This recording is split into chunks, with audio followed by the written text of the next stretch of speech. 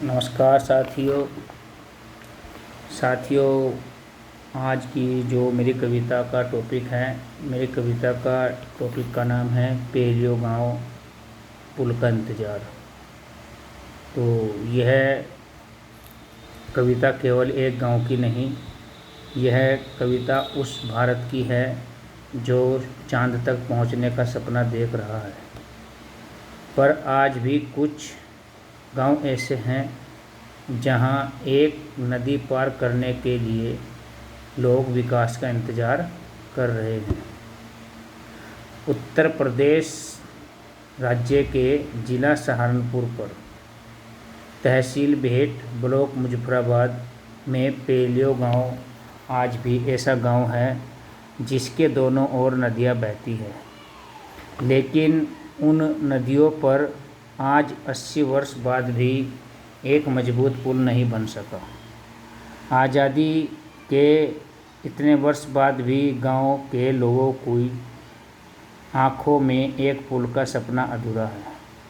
Paleo गांव प्रकृति से घिरा हुआ सुंदरता बिखेरने वाला गांव है, जो पर्वतों के आंचल में बसा खूबसूरत गांव है। उसी गांव के लिए मेरी ये कविता है। कविता इस प्रकार से है। नदी के उस पार गांव बसा है, नदी के उस पार गांव बसा है, नदी के उस पार गांव बसा है। इस पार की बस्ती है, इस पार भी बस्ती है। दोनों ओर अपने लोग हैं, दोनों ओर अपने लोग हैं। दोनों ओर रिश्तों की हस्ती है, दोनों ओर रिश्तों की हस्ती है। बीच में बस नदी बहती है, लेकिन दूरी बहुत बड़ी है। बीच में बस नदी बहती है, लेकिन दूरी बहुत बड़ी है। कागज़ों पर विकास की गंगा ज़मीनी हकीकत से मजबूरी खड़ी है। कागज़ों पर विकास की गंगा ज़मीनी हकीकत में मजबूरी खड़ी है। बरसात आती है तो नदी रौद्र रूप धर लेती है। बरसात आती है तो नदी भयानक रूप धारण कर लेती हैं। बच्चों की राह रोक देती हैं, बूढ़ों की सांसें रोक देती हैं। बच्चों की राह रोक देती हैं, बूढ़ों की सांसें रोक देती हैं। किसी की बेटी मायके न पहुंच पाए, किसी का बच्चा स्कूल न जा पाए। बीमार पड़े कोई गांव में तो अस्पताल तक कौन पहुंचाए। कभी नाव का सहारा बनती हैं, कभी नाव सहारा बनती हैं, कभी कंधे रास्ता बनते हैं, कभी लोग जान हथेली पर रखकर इन धाराओं को पार करते हैं। कितनी सरकारें आई और गई, कितने वादे हुए यहाँ, कितनी बार सर्वे हुए होंगे, कितनी बार कागज़ चले होंगे वहाँ। कितनी सरकारें आई और गई, कितने वादे हुए यहाँ, कितनी बार सर्वे हुए होंगे, कितनी बार कागज़ चले होंगे वहाँ। नेताओं ने कहा पुल जरूर बनेगा, अफसरों ने कहा काम जल्द शुरू होगा। अफसरों ने कहा काम जल्द शुरू होगा, लेकिन वर्षों से गांव पूछ रहा है वह जल्दी आखिर कब आएगा, वह जल्दी आखिर कब आएगा। देश चांद पर पहुंच गया, सड़कों पर विकास दौड़ रहा है, शहरों में ऊंचे पुल बन रहे हैं, फिर पेलियो गांव क्यों ठहर रहा है, फिर पेलियो गांव क्यों ठहर रहा है। आज़ादी के 80 साल बाद भी यह कैसी विडंबना है।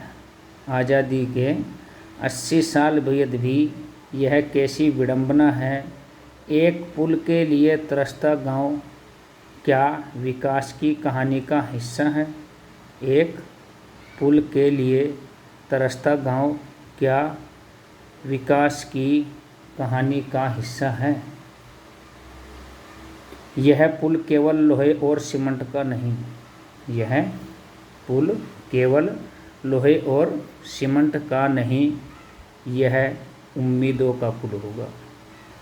यह उम्मीदों का पुल होगा, दो गांव को जोड़ने के साथ दिलों का भी संबल होगा। दो गांव को जोड़ने के साथ दिलों का भी संबल होगा।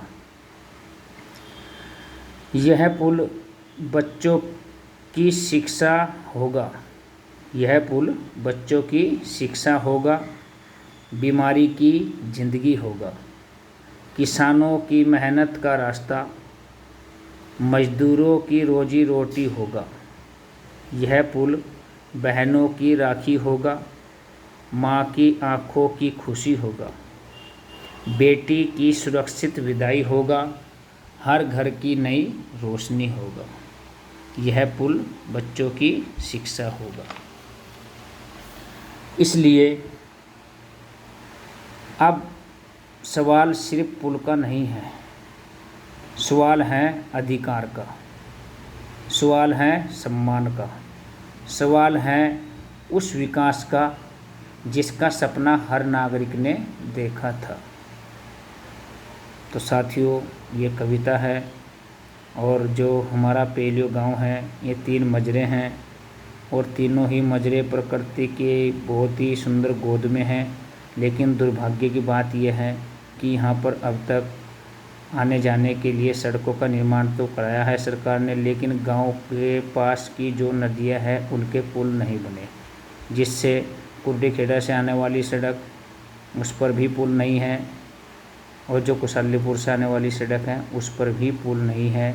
इसलिए आज 80 वर्ष बाद भी इस गांव में ये एक दुर्भाग्य ही है कि बरसात के महीने में वहाँ पर आम आदमी को बहुत परेशानी उठानी पड़ती है, सभी को। तो मेरी इस कविता का समापन में कुछ पंक्तियाँ करके गाऊंगा। तो पंक्तियाँ इस प्रकार हैं। अब गांव चुप नहीं रहेगा,